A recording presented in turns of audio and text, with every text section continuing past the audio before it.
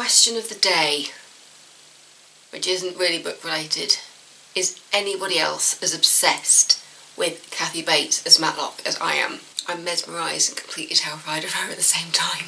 I wouldn't want to meet Kathy Bates in an alley, to be honest. She's up there with people who I don't know what I'd do if I actually met her, because I love her and I'm terrified of her at the same time. I'd probably run away screaming. Hello everybody, welcome back. If you have not been here before, my name is Debbie and I read a lot of books.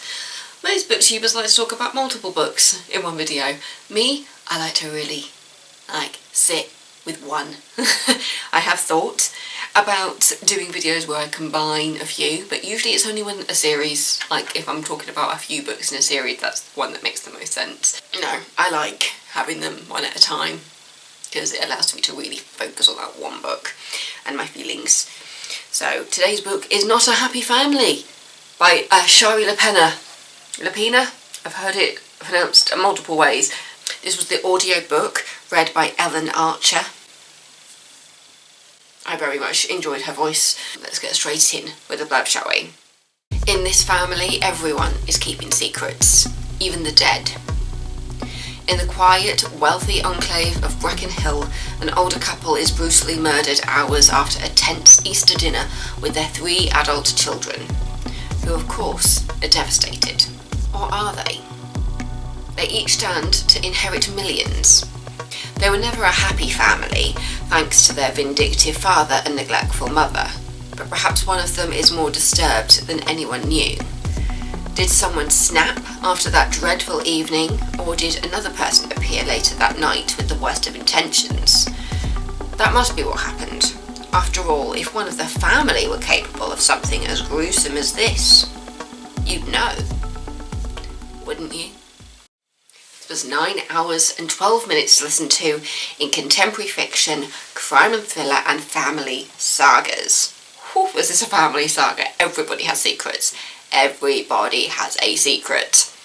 And just as the blurb, even the dead people have secrets. Its target audience is adult, and it says that this e-version was released to 24th of October 2021. I've read a couple of Shari Lapena books now, and I like them. There's The Couple Next Door I've read.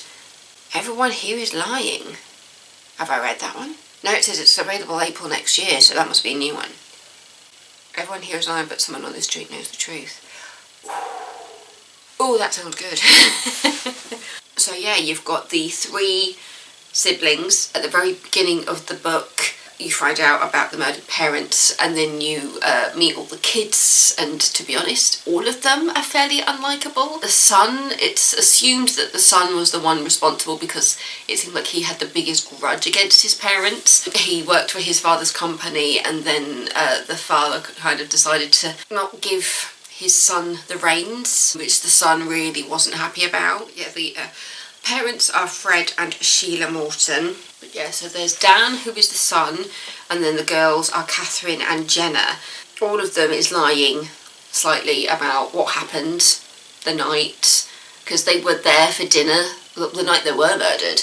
And so there's stories about siblings back to the house. Everybody's confused by Dan's random driving out, which he's always done. And then there's also their dad's sister, Audrey. Oh gosh, she's so unlikable. She's straight away talking about how horrible the kids are, how they're only after their parents' money, how one of them must have killed the parents. By the end of it, she's still annoying. But you kind of understand where she's coming from as you learn more about the siblings. I completely understand it being in Family Saga, because it is a family saga at the heart of this. It's siblings all of them want their parents' money. They talk about their father being abusive and controlling. They talk about their mother not doing anything about it. And so at the end of the day, you kind of understand where all the kids are mentally, in a way, based on what you hear about their upbringing. But their aunt paints them in a more negative light, I think because she's after the money as well. At the very beginning of the book, when you meet Aunt Audrey, she comes in and says, well, my brother was about to change his will, he was going to leave all his money to me and not to the kids, and the kids are getting really upset about that, and then it later comes out that actually he never got the chance to change his will, and so the money is still going to the kid, and so Audrey is there on the chopping block as well, because you think that maybe she has something to do with it, but all she wants to do is accuse the kids, and I say kids, they're all adults. But yeah, it's full on family at each other, and there was a point when I was just thinking, I think it feels like the dad is still messing with them from beyond the grave. It's a good murder mystery to get your teeth into. I really enjoyed this book. It was so interesting to listen to. I've seen a comment here saying that it reminds them of Succession with Dan's storyline. I've never watched Succession, but if it's got elements of that, maybe it's a show I need to watch, because that's all finished now, hasn't it? But yeah, of the three, it seems that Dan was the one that got targeted the most by the dad, even though their mother appears to be a victim of it as well. They resent their mother for not standing up to their father and not trying to protect them. So yeah, they're all kind of at each other's throats for a lot of it, pointing fingers and accusing blame, and yeah, so you just got this complete family saga of them all bickering and everybody pointing fingers at each other and going, well, you took these earrings from mum, and you know, did you go back to the house? And they're all trying to work out like who the last person there was, and whether it was a burglary gone wrong because there were things that were missing from the house. But then you've also got somebody who looked after the kids who is still around, and it seems that she may have cleaned up the scene thinking it was one of the kids, and it's so good. It's like a good murder mystery. I do recommend Shari Lapena? I've heard so many different pronunciations of her name, it's hard to keep track. But I must admit though, when I saw the author photo, just like, that is not what I was expecting at all from the author of these books. I don't know what I had in my head, but when I saw this picture, it was just like, is that seriously the person behind these books? It is so weird when you get like an idea of what you think that person is, and then it's just completely different as to what you had in your head. The picture with the glasses actually kind of makes me think of Kathy Bates a little bit. I am currently binge watching with my parents as much as we can. Just every single time a new episode is added of Matlock, we just sit down and watch it as a family. Me, my mum and my dad were obsessed. And I mean, I adore Kathy Bates anyway. God, she is truly terrifying. And even as Matlock, because she's always 10 steps ahead of everybody else. We just watched episode 4. Episode 4 has just come out for us on Sky, and I'm just addicted. I already want to go back to the first episode again and rewatch it. It's just so good. Yeah, just in that photo in particular, she just gives me Kathy Bates vibes. But back to the book, not just the author, back to the book.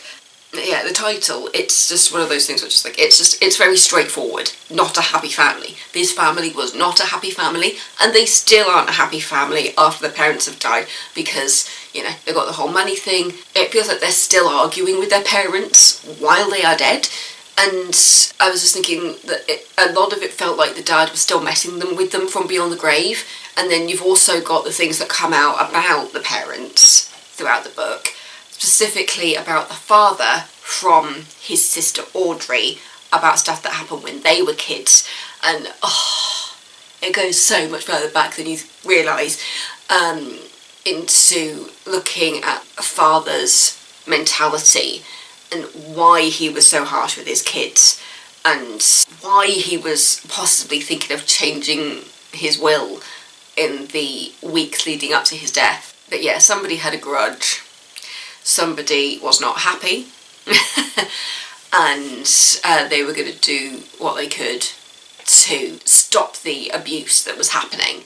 There's talks about abuse and neglect, and it's a little more nuanced than that, but that is kind of like the heart of these family problems. The abusive father, the neglect from their mother, while also their mother also being a victim of that abuse. It's just one of those things where it's not black and white, it's a full-on grey area. when it comes to people who are victims, survivors, but also maybe slightly complicit.